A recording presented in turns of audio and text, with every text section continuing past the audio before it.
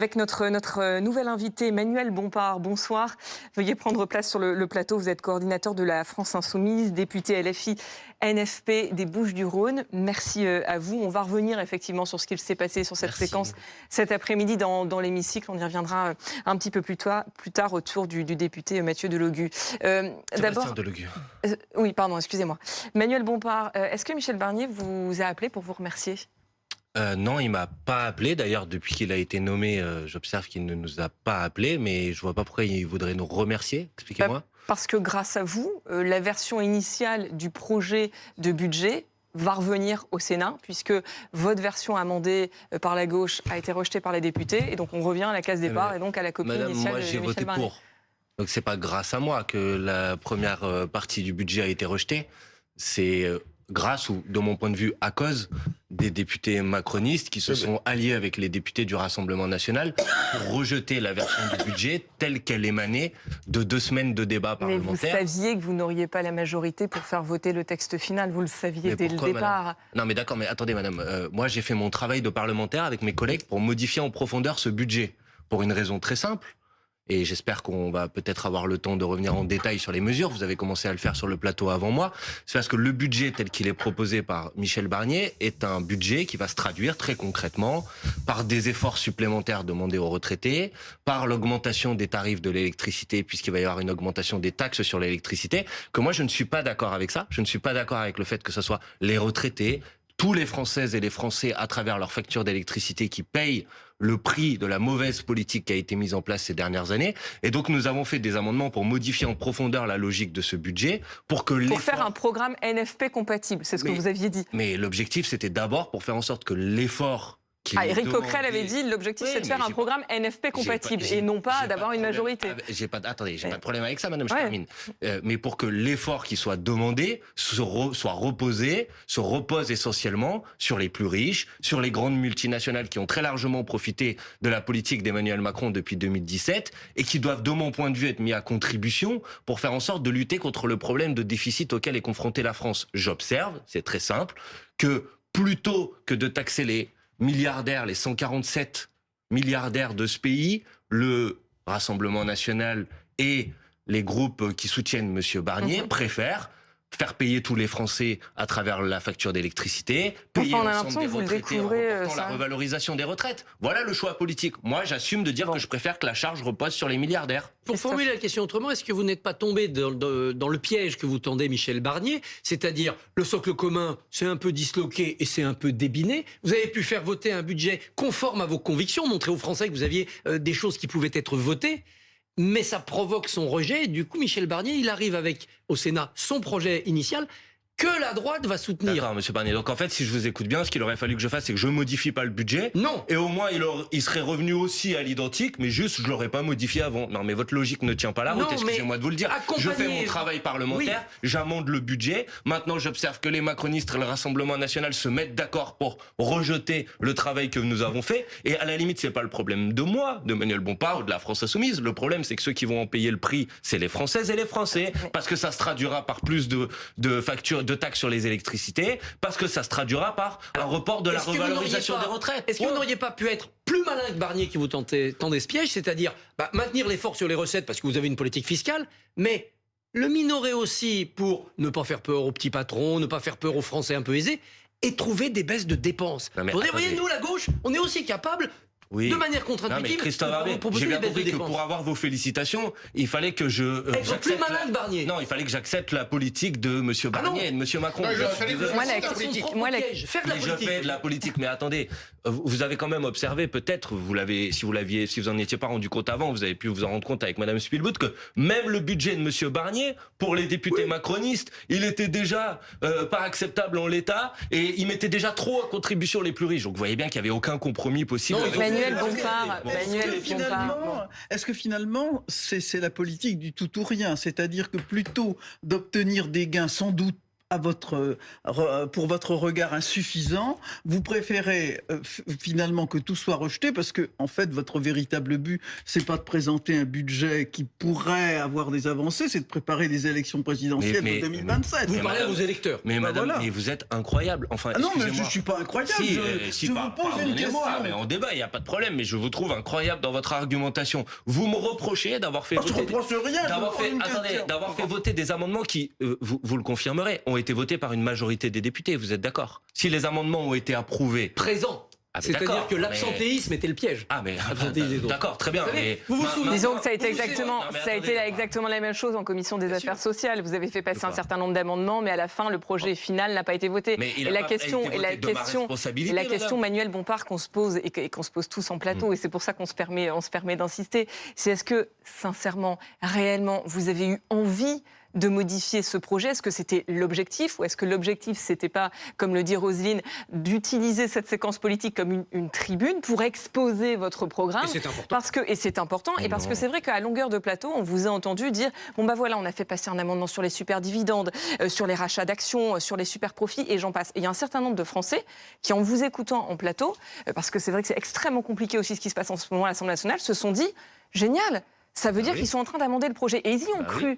Mais vous, est-ce que vous y croyez vraiment? Bien sûr que j'y crois, mais les Français dont vous êtes en train de me parler, qui ont entendu que ces amendements avaient été votés, qui ont considéré que c'était une bonne nouvelle et qui ont cru, si aujourd'hui ils sont déçus, c'est pas à moi qu'il faut en vouloir. Il n'y a pas de cynisme derrière ça? Il faut en vouloir à ceux qui ont rejeté cette première version du budget, c'est-à-dire aux députés macronistes et aux députés du Rassemblement national. Maintenant, madame, s'il vous plaît, reconnaissez au moins, je sais pas, une certaine forme de sincérité dans mon engagement. J'ai passé, moi, contrairement aux députés macronistes, 15 jours dans l'hémicycle, d'accord? Pendant 15 jours, avec mes collègues députés de la France Insoumise et du Nouveau Front Populaire, nous avons mené cette bataille pied à pied. Nous avons fait voter des amendements. Ne cherchez pas tout de suite à imaginer que c'est un calcul politique. Non, mais on peut se dire aussi que c'est une forme de campagne électorale.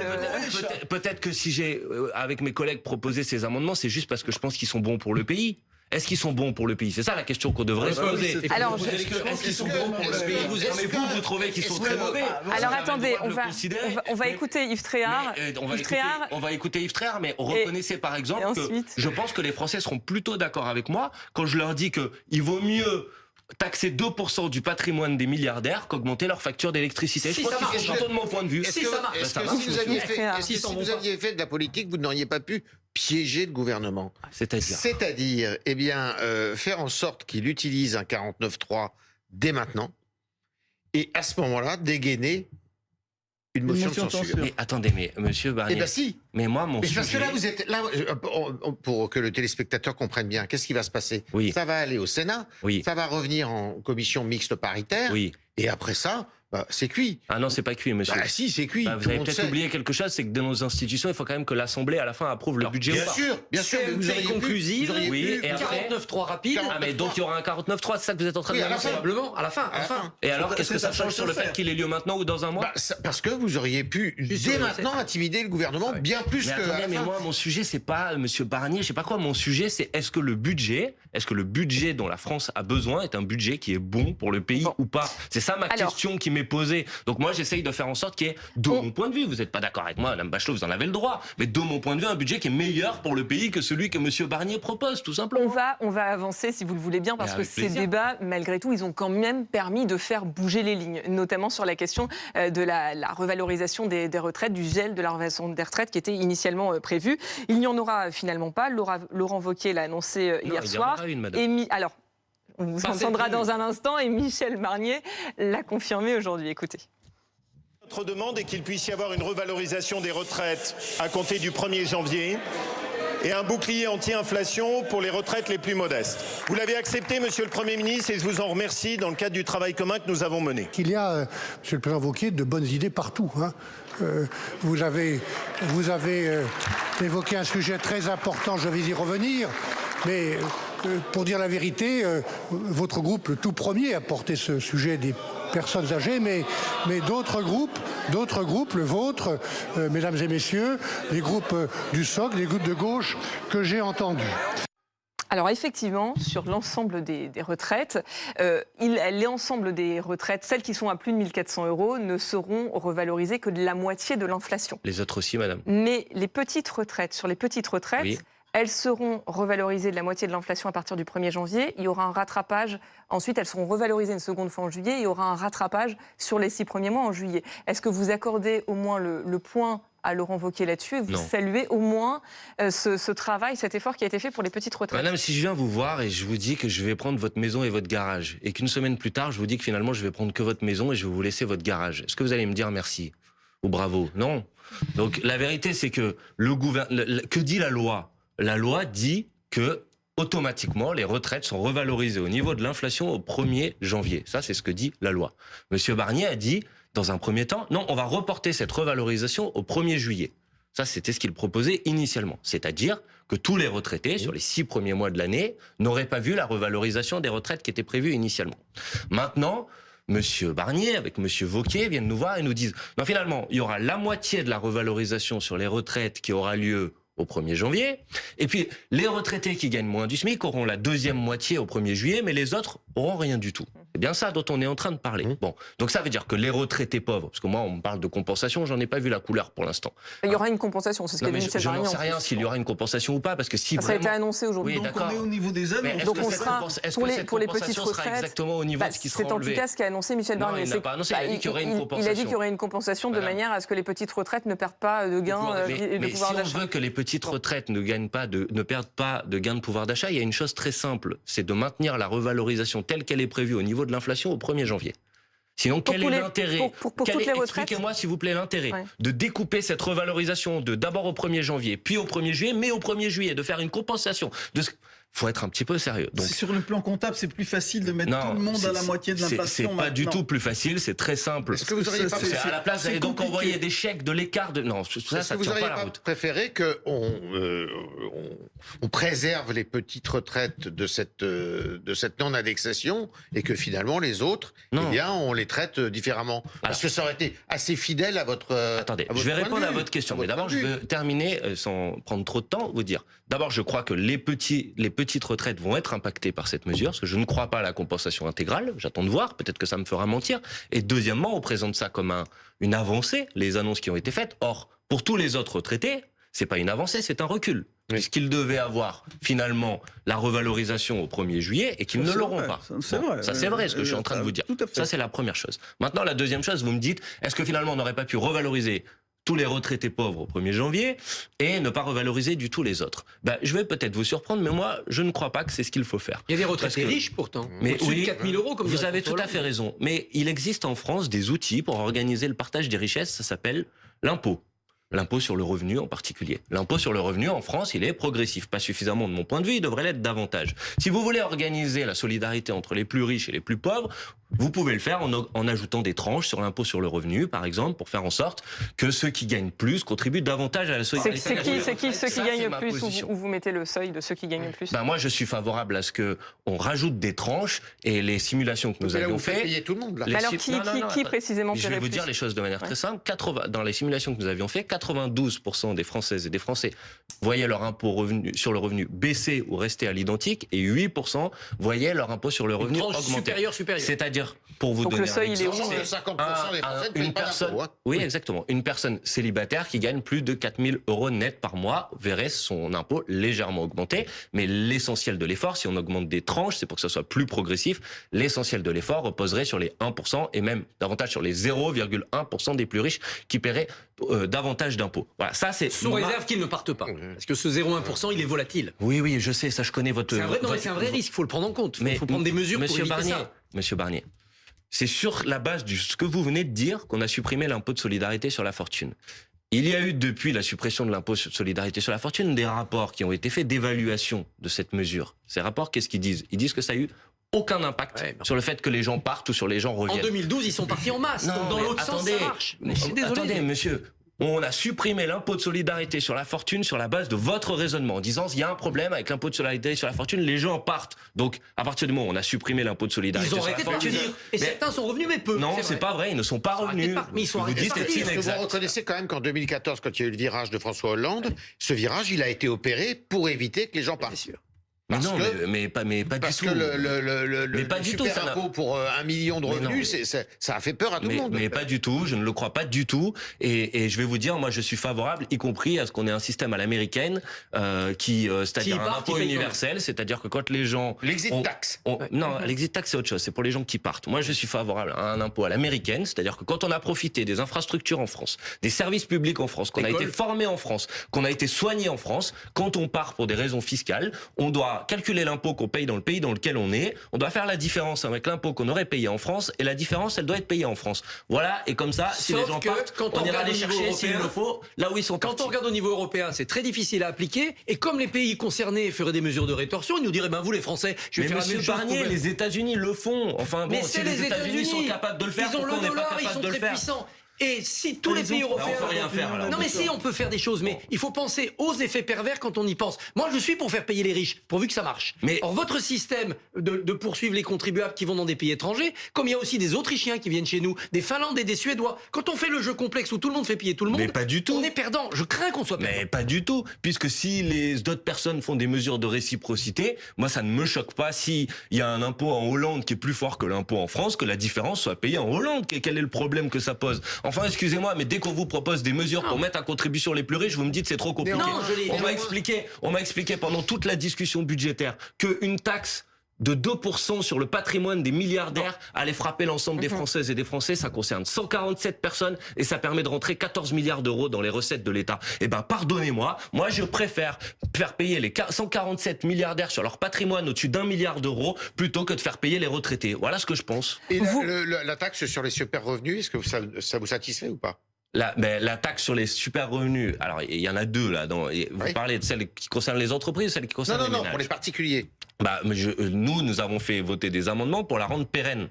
Parce que là, pour l'instant, elle est exceptionnelle. Elle s'applique sur 2 ans, je crois, de mémoire. Là, l'idée, c'était de dire, si on peut effectivement mettre davantage à contribution les gens, parce qu'on me dit que c'est une mesure, parce que ça nous a été présenté comme une mesure de justice fiscale, ça nous a été présenté comme une mesure pour lutter contre l'optimisation fiscale. Mais si on doit lutter contre l'optimisation fiscale pendant 2 ans, on doit lutter contre l'optimisation fiscale tout le temps. Donc à partir de ce moment-là, cette mesure, elle doit être pérenne dans le temps, elle doit pas être limitée dans le temps. On avait fait un amendement et il avait été voté pour que ça soit une mesure qui soit pérenne dans le temps. Ça aussi, par le vote des macronistes et du Rassemblement national, on est revenu en arrière. Dans le schéma de réflexion, le fait que d'ores et déjà, la France est un pays où la taxation est massive et où l'imposition est massive. Et on est quand même un pays... Champion du monde. Voilà, il y a des choses sur lesquelles on est champion du monde et ça en fait partie. Alors, il y a aussi dans un monde mondialisé l'attractivité du pays qui compte. Alors justement, Roselyne, comme vous parlez de l'attractivité, parce que votre solution aussi, c'est de taxer les plus riches, et c'est aussi de prendre l'argent du côté des entreprises. Des multinationales, pas des petites entreprises. Justement, parce que la question qui va être soulevée là dans le débat à venir et qui a été soulevée par Violette Spilbout qui était à votre place tout à l'heure, c'était de dire nous, on refuse qu'il y ait une baisse des exonérations patronales parce que ça va détruire de l'emploi. C'est ce que dit d'ailleurs le patron du MEDEF. Il dit il va y avoir des centaines de milliers d'emplois qui vont être détruits. Des millions même. Écoutez, le fait est qu'en ce moment, il y a énormément de plans sociaux. Il y a des plans sociaux en cours, des plans sociaux à venir. Sophie Binier de la CGT dit qu'il va y avoir 150 000 destructions d'emplois dans les mois à venir. Je sais que vous défendez cette mesure qui a été proposée, pour le coup, par le gouvernement Barnier, de baisser les exonérations de cotisations patronales. Mais est-ce que vous ne craignez pas, encore une fois, on en revient à ce débat-là, d'alourdir le coût du travail et donc d'accentuer les destructions d'emplois? C'est le fameux effet pervers dont parlait... Je le prenais avec un peu d'ironie, je vais vous dire pourquoi. Parce qu'au moment où il y a eu les premiers grands plans de baisse d'exonération des cotisations sociales. C'était par exemple sous François Hollande, vous en avez parlé, ce qu'on avait appelé le CICE. À l'époque, les mêmes anciens patrons du MEDEF venaient sur vos plateaux de télévision, ils avaient un badge, un million d'emplois, il y avait marqué 1 million d'emplois. Ce qui s'est produit. Mais c'est pas vrai, mais enfin, Monsieur Tréhard, s'il vous plaît. Sur la durée, ça s'est produit. Mais non, Monsieur Tréhard, il y a eu des rapports qui ont été faits sur l'impact du CICE sur l'emploi. C'est au maximum plusieurs dizaines de milliers d'emplois. Il ajoutait le quinquennat Macron, je pensais. D'accord, mais s'il vous plaît, parlons précisément des choses. Il y a une mesure qui a été faite, il y a un rapport d'évaluation qui a été fait sur cette mesure. Ce rapport d'évaluation dit c'est plusieurs dizaines de milliers d'emplois. Ça a coûté 20 milliards d'euros au coût. Vous voulez qu'on ramène au coût unitaire de l'emploi créé? Alors il y avait d'autres manières de créer des emplois qui nous coûteraient moins cher. Parce que vous disent les patrons aujourd'hui, ils vous disent le coût du travail, il est beaucoup trop cher et c'est pour ça qu'ils délocalisent leurs usines, leurs entreprises ailleurs. C'est une réalité. Je ne le crois pas, madame. D'abord, je vais vous dire quelque chose. Vous avez ensuite évoqué dans votre question tout à l'heure le fait qu'il y avait des plans de suppression d'emplois aujourd'hui. C'est vrai, il y a des plans de suppression d'emplois. Et pourtant, il y a eu ces exonérations de cotisations. Donc, c'est pas parce qu'il y a eu ces exonérations de cotisations qu'il n'y a pas ces plans de suppression d'emplois. Vous voulez qu'on parle de ces plans de suppression d'emplois? Moi, je veux bien en parler. 1200 suppressions d'emplois à Michelin. D'accord? L'entreprise Michelin, en 2019, versait 20% de ses bénéfices en dividendes aux actionnaires. Est-ce que vous croyez... Attendez, laissez-moi terminer. En 2019, l'entreprise Michelin, sur son bénéfice, il y avait 20% qui étaient versés en dividendes aux actionnaires. Cette année, c'est 48%. Il y a un objectif qui a été fixé par l'entreprise Michelin qui est de dire la moitié de nos bénéfices doit être reversée en dividendes aux actionnaires. Est-ce que vous savez qui sont les actionnaires de l'entreprise Michelin? C'est pas le groupe familial dont on parle. À 70%, ce sont des fonds de pension américains. Quel est le premier fonds de pension américain? BlackRock. Vous connaissez le fonds BlackRock? C'est le premier fonds de pension qui est dans les actionnaires de Michelin. On est en train d'expliquer qu'une entreprise qui fait des bénéfices, qui verse 50% de ses bénéfices à ses actionnaires, s'apprête à supprimer 1200 emplois. On est en train de parler d'une entreprise qui a touché des dizaines de millions d'euros d'argent public en crédit impôt recherche, en chômage partiel, en plan de soutien à la filière automobile. Eh ben, excusez-moi, leur problème à eux, c'est pas le coût du travail, c'est le coût du capital. On est en train de supprimer des emplois pour engraisser encore davantage les actionnaires qui s'en sont déjà mis Manuel plein. Bompard, ce que vous dites, Manuel Bompard, pardonnez-moi, je l'entends, et la question du partage des profits, effectivement, elle se pose. D'ailleurs, on en a parlé hier soir sur ce plateau. Elle ne se pose pas qu'en France. Mais au-delà de cette question, parce que vous parlez systématiquement des gros groupes, vous parlez systématiquement des patrons du CAC 40. Oui. La réalité de ces plans sociaux, c'est que Auchan, Michelin, etc., c'est juste la partie émergée de l'iceberg. Derrière, il y a quantité de plans sociaux. Et moi, j'ai une question pour vous. Vous savez combien il y a eu de défaillances d'entreprises ces 12 derniers mois? C'est un record. 66 000, je crois. 66 000 défaillances d'entreprises. Et c'est plein de TPE, PME. C'est des petites entreprises, c'est des moyennes entreprises, c'est des petits patrons qui s'en sortent pas et qui disent justement, mais c'est le coût du travail. On ne s'en sort plus avec le coût du travail. Excusez-moi de vous le dire. Vous avez tout à fait raison sur le constat. C'est une catastrophe. Il y a eu plus de 60 000 faillites d'entreprises. Quand vous regardez les causes de ces faillites d'entreprises, quelles sont les causes de ces faillites d'entreprises? Je suis désolé, c'est pas le coût du travail, c'est pas vrai. C'est les PGE, les prêts garantis par l'État qui ont été accordés pendant le Covid, qui arrivent à expiration aujourd'hui, et ces petites entreprises n'arrivent pas à les rembourser. Premièrement, premier facteur. Deuxième facteur, le coût de l'énergie. Le coût de l'énergie pour les entreprises qui les a impactées très durement. Ah ben ça tombe bien. Il y a quelques mois de ça, au Parlement européen, il y a eu une discussion sur le marché européen de l'électricité. Qui est en cours de réforme. Ça va s'appliquer en 2020. Qui a été voté. Ouais. Qui a été voté. Nous avons voté contre. Pourquoi? Parce que nous avons dit c'est un problème majeur. On est en train de supprimer les tarifs réglementés de l'électricité. Et donc, le prix de l'électricité aujourd'hui est fixé par un marché européen sans aucun rapport avec le coût réel de l'électricité. Mais justement, vous allez dire à ces petits patrons qui ont déjà, des difficultés financières, vous allez leur dire on va augmenter les cotisations patronales. Non, je suis en train de leur dire on va baisser le coût de l'électricité. Je suis en train de leur dire on va faire en sorte que les PGE vous soyez accompagnés. Vous oubliez deux choses. Vous oubliez deux choses qui sont essentielles. Non, j'oublie pas. C'est les deux premiers facteurs. Mais on va laisser parler Madame Bachelot. Le temps de travail qui est très inférieur en France. C'est vos lubies idéologiques, excusez-moi de vous le dire. C'est pas idéologique, mais c'est un constat. Mais non, c'est pas la productivité en France. C'est pas les causes des faillites des entreprises aujourd'hui, ce n'est pas vrai. Ça baisse la compétitivité, on perd des parts de marché. C'est vos lubies idéologiques. Un des éléments. C'est un élément complémentaire du Allez-y, j'essaye de vous laisser la parole. Alors allez-y, Roselyne. Non, je voudrais revenir. D'abord, je crois qu'on mélange pas mal de choses. Moi, je considère pas qu'il y a des exonérations ou des cadeaux aux patrons. Il y a un système de cotisation de taxes qui est très important, qui est parmi les plus importants du monde, sinon le plus important. Et les allègements de charges sont pas des cadeaux. Les patrons ne reçoivent pas un chèque.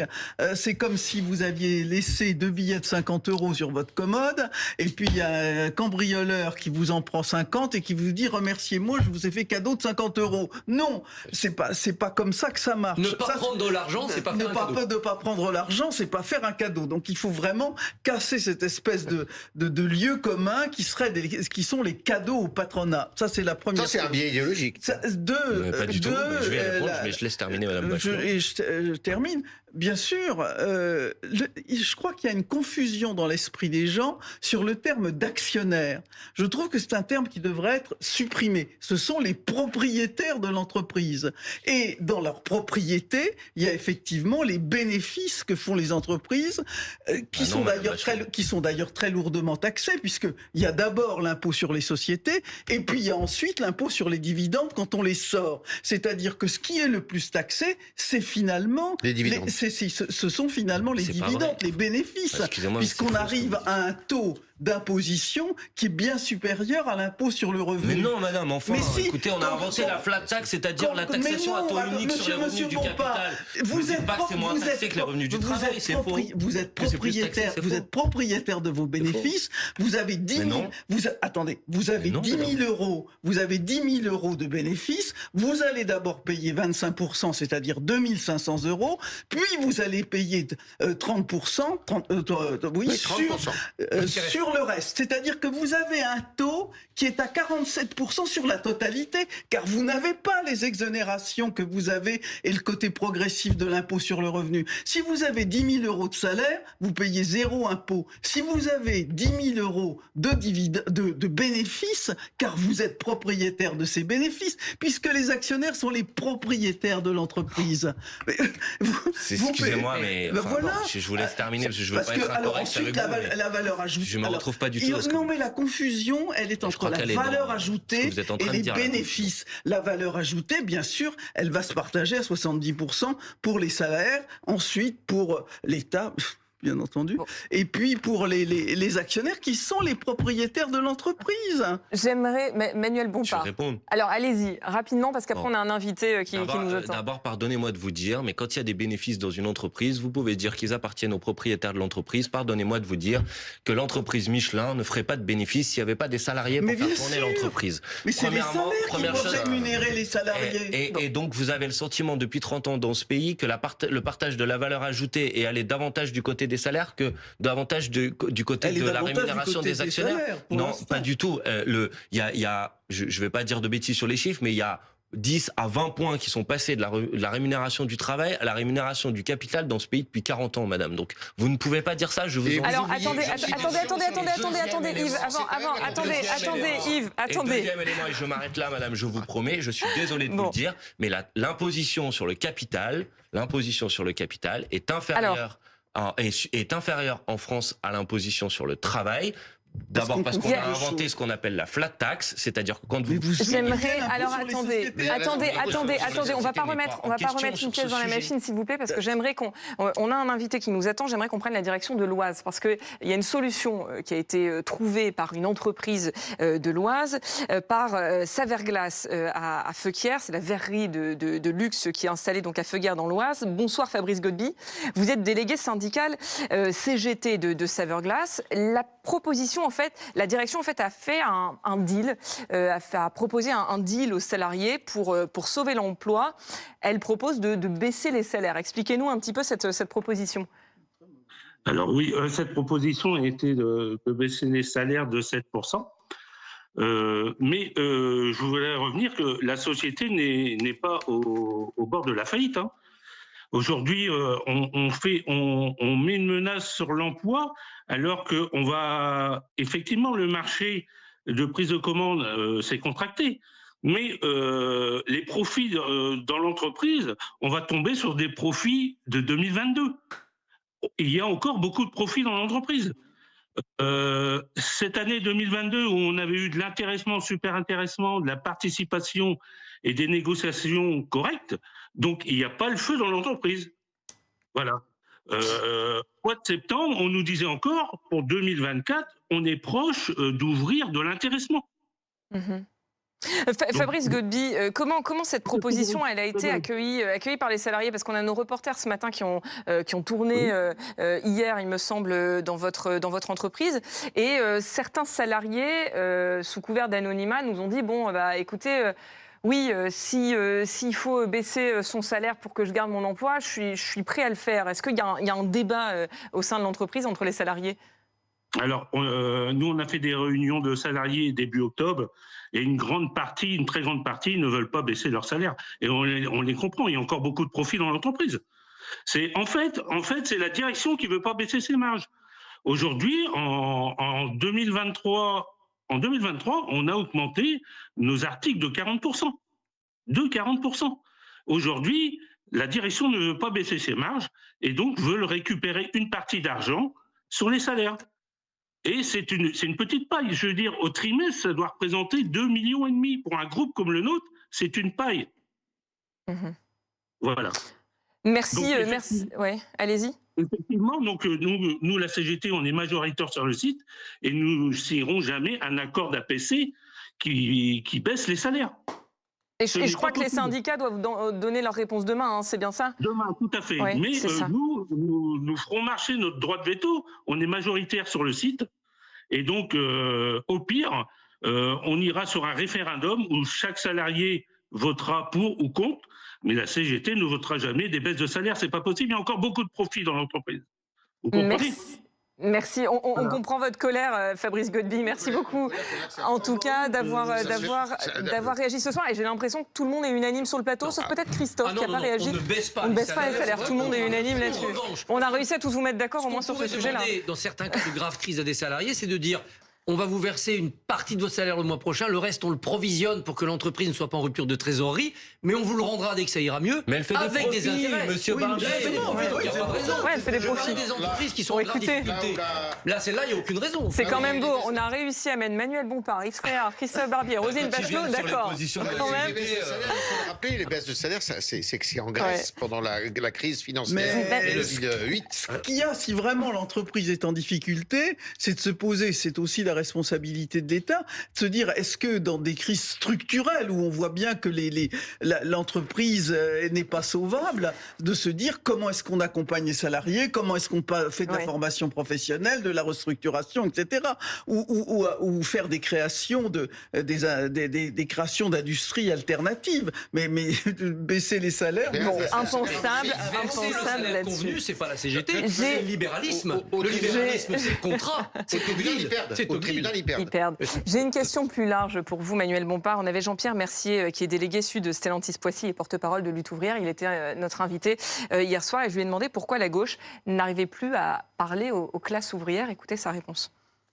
La gauche, elle a trahi à chaque fois qu'elle est arrivée au gouvernement, à chaque fois qu'elle avait les manettes, à chaque fois qu'elle avait la possibilité d'agir, elle a trahi le monde du travail. Elle a trahi les chômeurs, elle a trahi les retraités. Mais que ça soit Mitterrand, Jospin, Hollande, ils ont tous trahi. Et c'est ce qui explique en grande partie les scores faramineux aujourd'hui du Rassemblement national. Si jamais le NFP devait arriver à Matignon, bien sûr qu'il trahira l'espoir de ceux qui l'ont porté. Il est sévère, mais est-ce que vous comprenez ces propos ?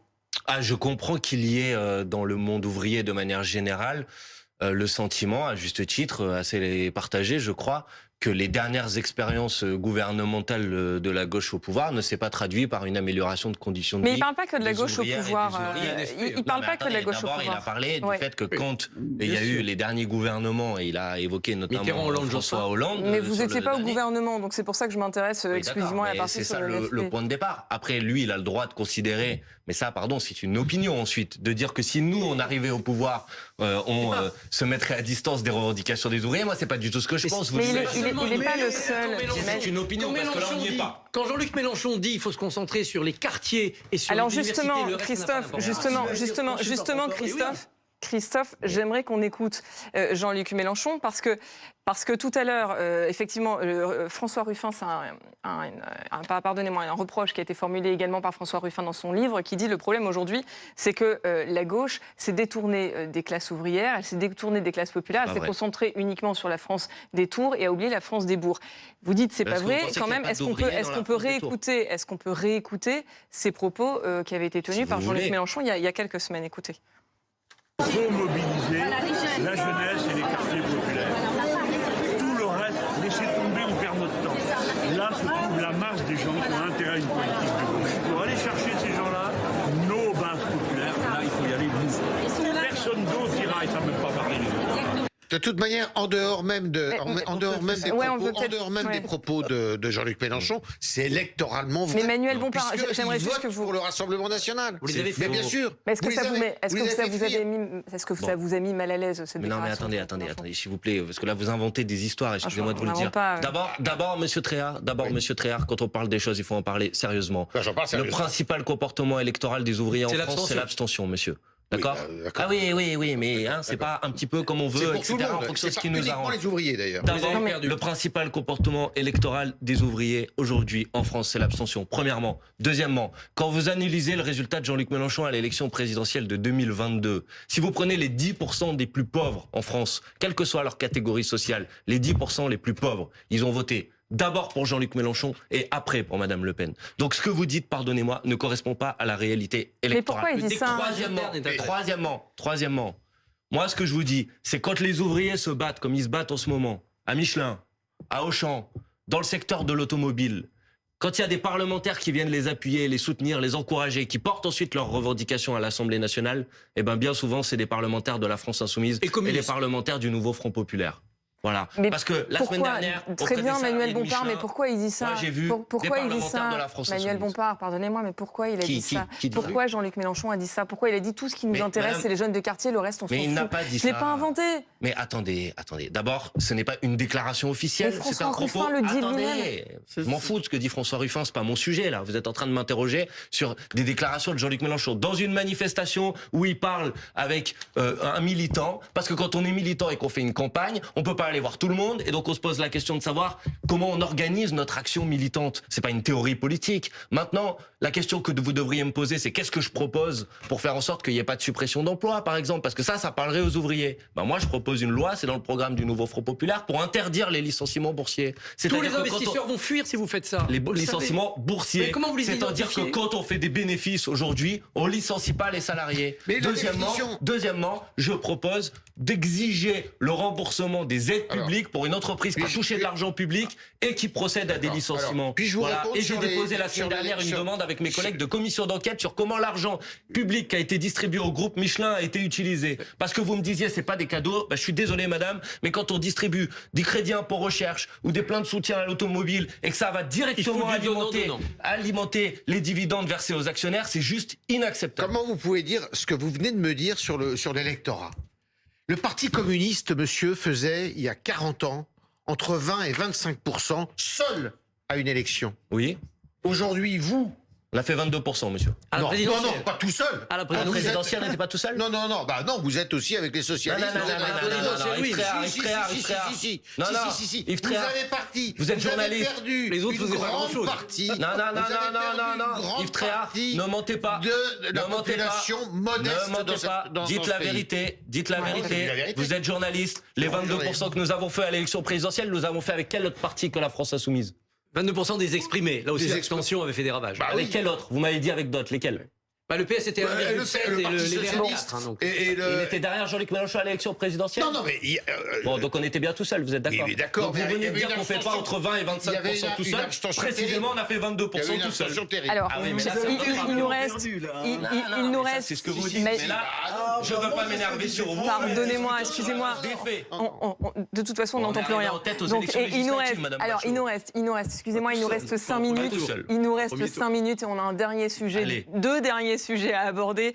Ce qui s'est passé cet après-midi à l'Assemblée nationale, le député insoumis Sébastien Delogu. Alors, justement, vous allez vous expliquer, qui s'en est pris à l'ancienne... Non, vous allez nous donner votre analyse. Non, c'est vous qui devez faire votre travail. J'explique. Alors, je pose, vous me permettez de poser le décor? Je vous en prie. Bon, il s'en est pris à l'ancienne ministre des Solidarités, Aurore Berger, et à son groupe. Elle venait de dénoncer les violences antisémites de la semaine dernière à Amsterdam. Et elle dénonçait un tweet controversé de Marie Messmer, la députée LFI de Rennes. On va peut-être voir son tweet où elle disait « Ces gens-là n'ont pas été lynchés parce qu'ils étaient juifs, mais bien parce qu'ils étaient racistes et qu'ils soutenaient un génocide ». Écoutez la façon dont a réagi le député insoumis Sébastien Delogu. Ce qui est terrifiant, c'est quand nous évoquons la question de l'antisémitisme, il y a tant de chahuts, de vociférations dans cet hémicycle. Ce qui est désespérant, c'est qu'encore une fois, certains de nos concitoyens ont peur. Ce qui est désespérant, c'est que devant vos réactions, vous continuez à leur placer des cibles dans le dos. Sachez que nous sommes plus nombreux et plus déterminés que vous à faire gagner la République. Je vous remercie, Madame la députée. Mes chers collègues, un peu de calme, s'il vous plaît. S'il vous plaît, Monsieur Delogu. Monsieur Delogu, s'il vous plaît, Madame Obono, je vous remercie. Mes chers collègues, s'il vous plaît, un peu de calme.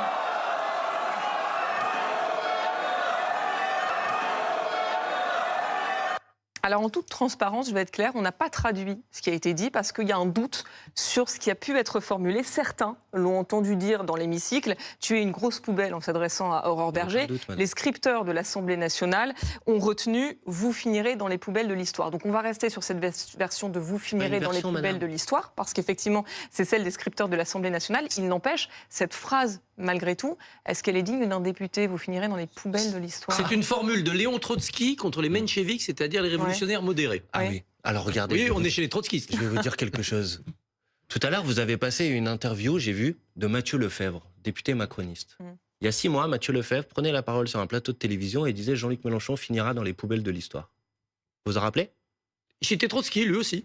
Bon. Ça lui arrive. À l'époque, bizarrement, vous n'avez pas invité un responsable du parti macroniste pour lui demander si cette formule était acceptable. Pourtant, c'était exactement il y a quelques semaines, il y a aussi le député LFI, Thomas Porte, qui avait dit à un député RN qu'il allait s'en prendre à lui. Même si ça contre un petit peu ce que vous aviez imaginé, acceptez-le. Non, ça contre rien, j'avais rien imaginé. Je veux pas m'en prendre à vous, mais comprenez juste quelque chose. Depuis 17h cet après-midi, à longueur d'antenne, a été marqué Sébastien Delogu a insulté Madame Berger.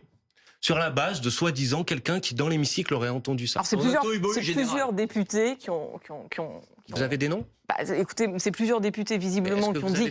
Alors, nous, on a fait les travaux de vérification, et effectivement, les scripts à l'Assemblée nationale ont retenu cette phrase que je vous dis ce soir, et vous noterez... Donc, l'insulte à Berger n'a pas été prononcée, dont acte. Est-ce qu'il n'y a pas quand même quelque chose au niveau de la violence des propos, de la brutalité des propos qui sont tenus à l'Assemblée nationale, malgré tout? Mais vous comprenez quand même que vous êtes en train de m'interroger sur quelque chose dont vous-même vous dites, après l'avoir vérifié, que c'est faux? Je vous dis quand même, vous finirez dans les poubelles de l'histoire, malgré tout. Mettons de côté ce fait qui suscite de polémique. Moi, je dois dire, j'ai été quand même député pendant 25 ans. Je trouve que l'ambiance depuis 2022 à l'Assemblée nationale est absolument épouvantable. D'ailleurs, on va écouter Jean-Luc Mélenchon. D'ailleurs, Roselyne. D'ailleurs, excusez-moi, j'aimerais juste. Vous m'interrogez sur un propos qui n'a pas été tenu. Alors, vous en traduisez une traduction sur le. Écoutez ce qu'a dit Jean-Luc Mélenchon justement sur l'ambiance à l'Assemblée nationale. Écoutez. Et je vais vous parler aujourd'hui de l'ambiance pourrie qui règne en France ces temps-ci, dans les sphères du pouvoir et des médias. L'ambiance pourrie, c'est quand le ministre de l'Intérieur, M. Bruno Retailleau, s'en prend à des parlementaires insoumis pour les accuser d'antisémitisme, qui est cette sorte de refrain qui maintenant vient à tout bout de champ. Quelque chose quand même de violent en ce moment dans l'ambiance à l'Assemblée nationale. Jean-Luc Mélenchon, il ne parle pas de l'ambiance à l'Assemblée nationale. Je crois que vous n'avez pas très bien entendu. Il parle de ce que une grande partie des médias font et une grande partie de la classe politique font, c'est-à-dire depuis à peu près 1 an maintenant, à longueur de plateau... Attendez, laissez-moi terminer s'il vous plaît. À longueur de plateau, à longueur d'antenne, stigmatiser, dénigrer, diffamer une force politique qui s'appelle la France Insoumise, en lui attribuant de l'antisémitisme, qui est quelque chose d'abject que nous combattons tous les jours et au quotidien. Et à longueur, si je le dis, monsieur, je le dis, monsieur, et j'ai pas de leçon à recevoir. Laissez-moi terminer, parce que moi, je dis ce que je veux sur ce plateau de télévision, et vous n'allez pas me couper la parole. Et vous n'allez pas me couper la parole, parce que c'est moi qui ai la parole pour l'instant. Et ensuite, je vous écouterai avec grande attention. Mais depuis 1 an, à longueur d'antenne, vous venez expliquer que la France Insoumise ceci, la France Insoumise est antisémite, la France Insoumise tient des propos antisémites. Je vais vous dire quelque chose de manière très simple. Une grande partie des médias, vous-même, pas vous personnellement, vous, BFM TV. Nous, BFM TV, on accuse les insoumis d'être antisémites. Ah oui, alors écoutez, on relève, non, Manuel Bompard, soyez honnête. Non mais soyez honnête. Vous êtes reçus tous les jours sur le plateau de BFM TV, il y a des insoumis tous les jours sur nos plateaux. Une fois que j'aurai terminé, vous pourrez me répondre, d'accord? Je vais vous dire une chose très simple. L'antisémitisme, et c'est une bonne chose, en France c'est un délit. Ce qui est une bonne chose, c'est que ça soit un délit, l'antisémitisme. Donc si quelqu'un tient des propos antisémites, Si vous pensez que telle ou telle personne de la France insoumise est antisémite, portez plainte contre elle. Et Marie Mesmer, est-ce que c'est aucune procédure? Il a fait ce qu'on appelle des articles 40.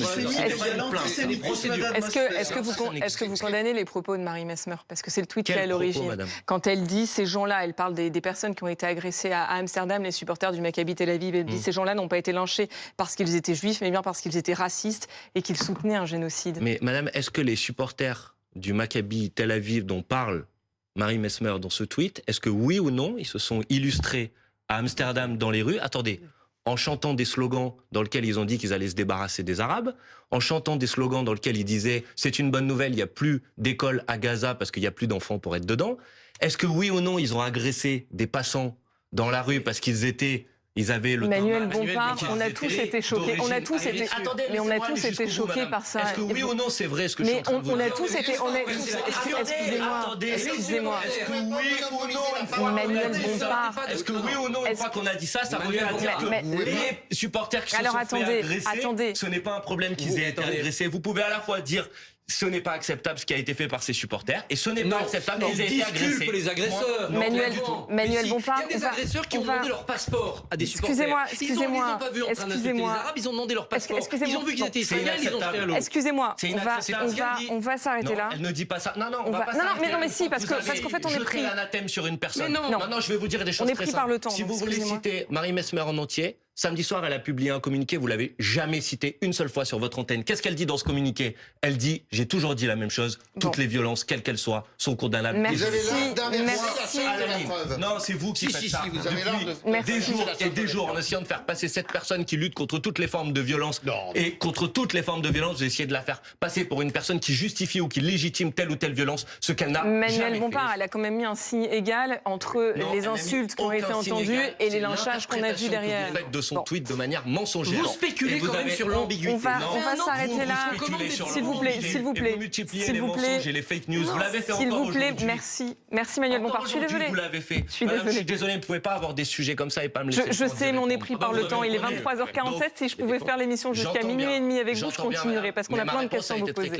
Personne à la France insoumise n'est antisémite et je demande que ça s'arrête. Et c'est clair et on a entendu votre réponse. Merci beaucoup Manuel Bompard d'avoir été l'invité ce soir de BFM.